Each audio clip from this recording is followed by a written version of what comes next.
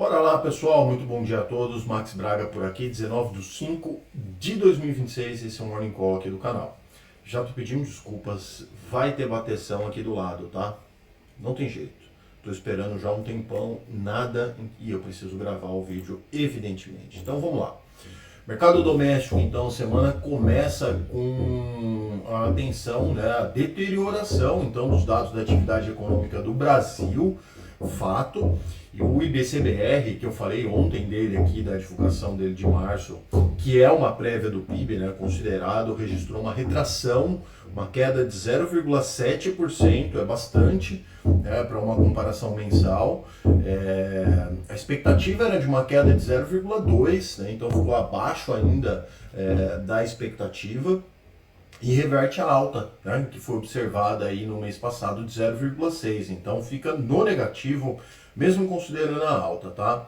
Na comparação em anual, o indicador ainda apresenta 1,4%. Eu vou falar um pouco mais do PIB mais para frente, mas, né, segue ainda acumulado nos 12 meses, segue positivo, né, para 1,8%, tá? E estamos sim com desaceleração da economia. Bom, isso é fato, né? Quem vive no mundo real e vai no mercado, etc., vê, e anda nas ruas, né, principalmente, vê lojas fechando, etc., etc. Bom, quem mais afetou aí esses números foi o setor de serviços, agropecuária e indústria, tá bom? No cenário doméstico também, ainda seguindo o Boletim Focus, ele voltou a mostrar deterioração nas expectativas de inflação. A mediana do IPCA para o final de 2026 avançou de 4,91 para 4,92, já fora então do teto da meta, estourando o teto da meta de inflação. E a projeção da Selic subiu para 13,25 no final do ano. Nós estamos agora em 14,50. Eu, particularmente, acho que essa projeção seria até muito otimista, a gente encerrar o final desse ano com um Selic em 13,25, tá? Para o câmbio ainda segue ali a expectativa de 5,20 para o final do ano. E a projeção do PIB, então, né, que eu falei há pouco, ela continua estável em relação ao relatório Focus, né, que é uma média de mercado, a mediana, para um crescimento de 1,85%. Enfim, esse cenário todo aí reforça que a inflação sim está fazendo mal, está limitando o espaço, né, para a flexibilização da política monetária, então complicado. Bom, os mercados internacionais ontem encerraram sem direção única. Aqui no Brasil caiu, já mostro já os números, mas nos Estados Unidos, por exemplo, o Dow Jones avançou 0,32%. E o S&P 500 caiu 0,07, leve. E a Nasdaq caiu 0,51. As ações de tecnologia ali, antes do balanço da Nvidia, estão pressionadas, né? O petróleo Brent voltou a subir forte, tá? Deu até uma quedinha agora por causa de umas notícias, mas ontem ele acabou subindo bastante também. Vamos passar aqui rapidamente na Bolsa Brasileira, só para vocês verem como foi o desempenho. Ontem foi uma montanha-russa, tá, pessoal?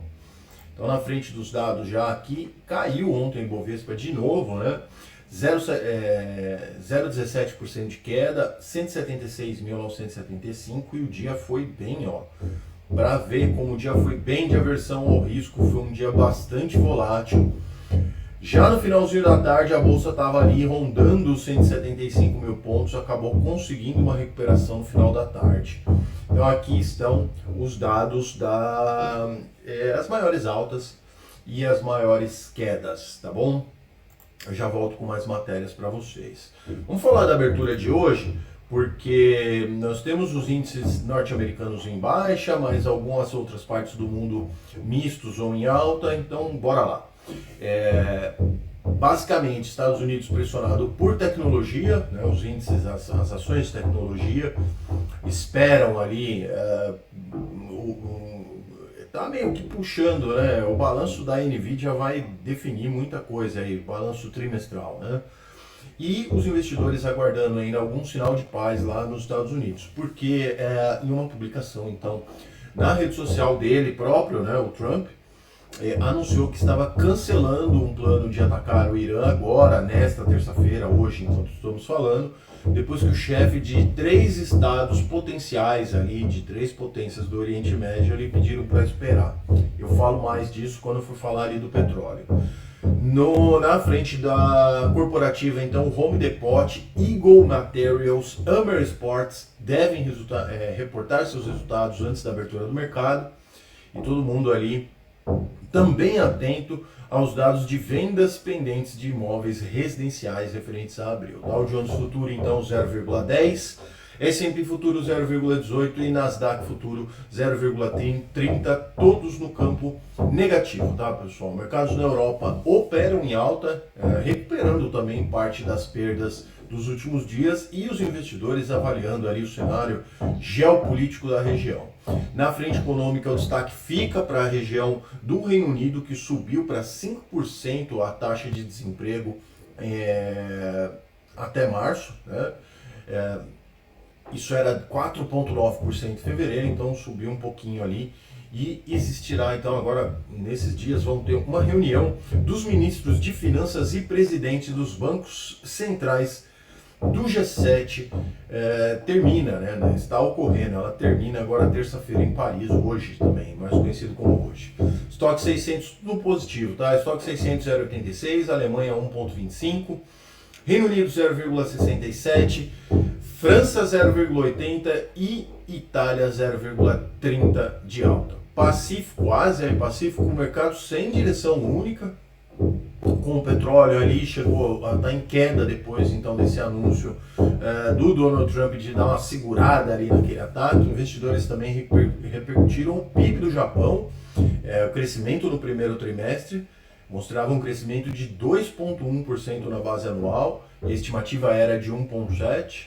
Então vamos aos números. China 0,92 de alta, Japão 0,44 de queda, Hong Kong 0,48 alta também, Índia 0,24 e Austrália 1,17, ambos no terreno positivo, tá?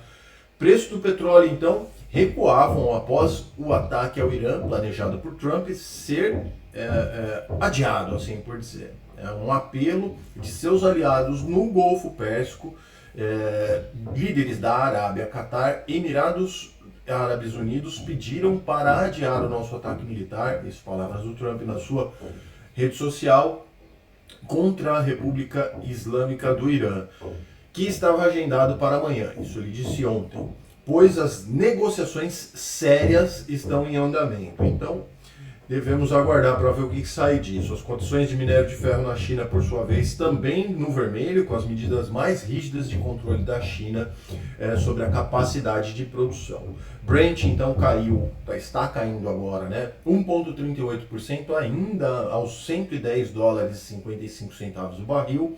Minério de ferro lá em Dalian, 0,87 de queda, tá bom, pessoal? Bom, e para fechar aqui na frente dos dados, vamos falar um pouquinho aqui dos números finais do mercado. O Bitcoin então opera agora em 0,74% de queda aos 76.710 dólares a unidade. O dólar voltando ali levemente a figurar abaixo dos R$5. O último de ontem, pelo menos, foi 4,99. O índice do dólar quase no 0 a 0, 0,02 positivo DXY, né, que é a cesta de moedas frente ao dólar. Então a possibilidade do dólar se apreciar no dia de hoje, tá? Vou deixar aqui para vocês também uma matéria que eu achei interessante.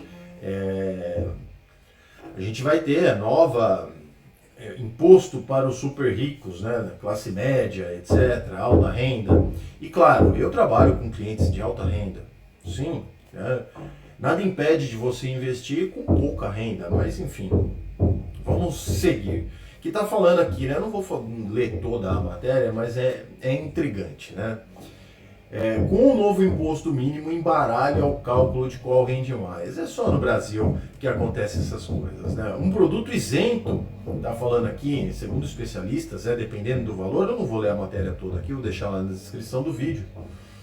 O novo tributo pode criar situações em que a aplicação desses papéis isentos se torna menos rentável que nos papéis tributados. é só no Brasil, né? Mais um destaque aqui, né? O investidor pode acabar com uma diferença de imposto a pagar que elimina a vantagem de isenção e torna o papel tributado mais rentável. O Brasil não é para amadores. Bom, é isso então, pessoal. Fico por aqui hoje, pedindo sempre aí, claro, a sua inscrição, seu like. Deixa na caixinha de comentários sua crítica, sua sugestão. Eu volto amanhã aqui no nosso Morning Call. Um abraço a todos, bons negócios. Tchau.